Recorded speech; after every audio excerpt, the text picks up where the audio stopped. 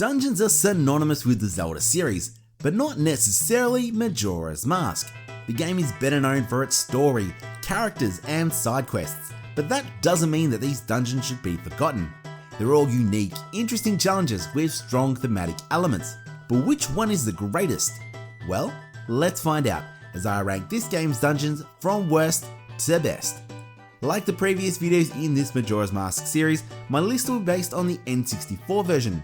Alongside my own opinion, I'll share results from dungeon polls around on Instagram, but I would love to hear your rankings too, so please share them in the comments.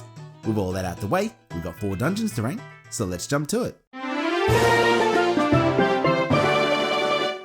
Opening levels introduce the dungeon mechanics and set the scene for what's to come. Woodfall does this really well with some intuitive puzzles, mostly related to using Deku-Link or the bow and arrow. Being the first level, the main puzzles aren't too difficult, but they aren't extremely obvious either. Figuring out how to manipulate the environment is rewarding, particularly in this central room. The large plants, coupled with the lovely wall textures, swamp-like enemies, and general woodland vibes make for a great theme of a poisonous swampland.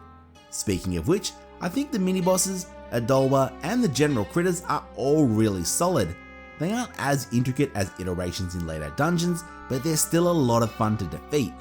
The drawbacks of focusing on Deku-Link is that the platforming sections, albeit fun, can feel drawn out. Using the Deku Flower to traverse rooms is easier here than it is in Deku Palace, which doesn't bode well for difficulty scaling. I feel that they could have increased the challenge in some rooms by adding more enemies and obstacles, and it still would have felt first level appropriate. Even though it is the opening temple, it doesn't happen until a few hours into the game, so there was scope to make this a bigger and better dungeon.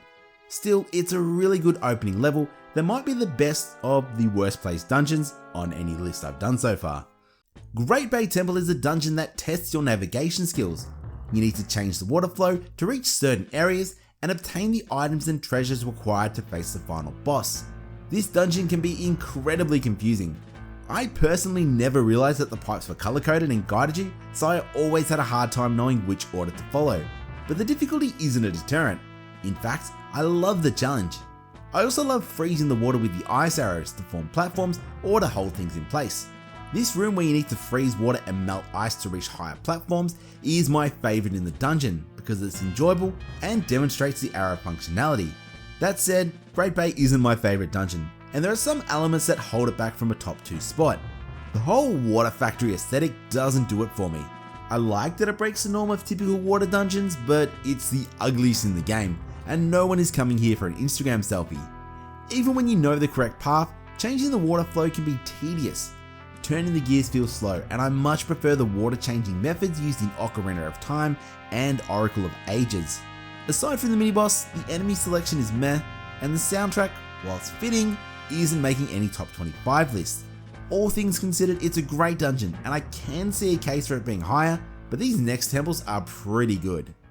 Snowhead reminds me of those classic 2D tower dungeons, where you need to ascend to the top floor. The game has you punching up blocks of a central pillar until the top platform is just the right height to enter the final corridor. However, getting up to this ledge is no easy feat, as you'll need to think your way through how you will climb. Each floor has its own pathway, and there's a myriad of puzzles you need to solve. Some are good, like dropping stalactites on existing ice blocks to access platforms, and some are not so good, like the classic block pushing puzzles. Getting to the end of this dungeon gives you a sense of accomplishment, and the final boss is a great reward. However, they make you face the same mini-boss twice, and it sucks both times. The enemies here are also less exciting than they are in other dungeons, but it's not too much of a decisive factor. To be honest, I feel like one's enjoyment of this dungeon is influenced by how much they enjoy rolling as a Goron, because there's a lot of it.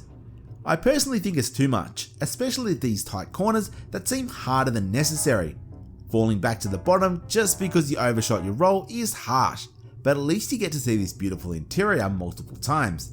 There's definitely some gorgeous rooms that I would love to visit in real life, provided the enemies were gone and Termina wasn't about to be destroyed. For me, the best dungeon in the game is Stone Tower Temple. Being the last one, it tests everything that you've learned up until this point. There are sections that utilize all 3 transformation masks in fun and intuitive ways. Of the 3, I think that the Deku-Link puzzles are the best, especially in the back half of the dungeon where you have to navigate tricky paths with explosive hazards. An underrated aspect of this temple is the diverse range of enemies. The Igor, masked hip loops and death armors are 3 of the coolest in the game, and they're exclusive to this location. Not to mention Gomez and Garamaster are 2 of the best mini-bosses in the series. After defeating the latter, you obtain the light arrows, which opens this dungeon's memorable gimmick of flipping the tower. This is awesome. It feels like 2 dungeons in one, and the change in soundtrack is perfect. There are some puzzles that require flipping the room that do border on tedium, but for the most part, the gimmick is amazing. It's intuitive to start a puzzle with the dungeon in one form, to then solve it once the dungeon has been flipped. However, the dungeon is not without its flaws, because you do have to use the Elegy of Emptiness. This song is a pain, but thankfully there's only a few puzzles that require its use. Otherwise, this dungeon is pretty darn good. It looks amazing, it's fun to play, and in my opinion, it's the best dungeon in the game. And that's it, all 4 dungeons ranked from worst to best. What did you think? I opted to not discuss the Moon or Ikana's castle as they're more mini dungeons, but look, if you want me to cover them in more detail, let me know, and I might do a few theory videos. But for now, stay safe, stay kind, and I'll see you next time on the Hungry Heracross.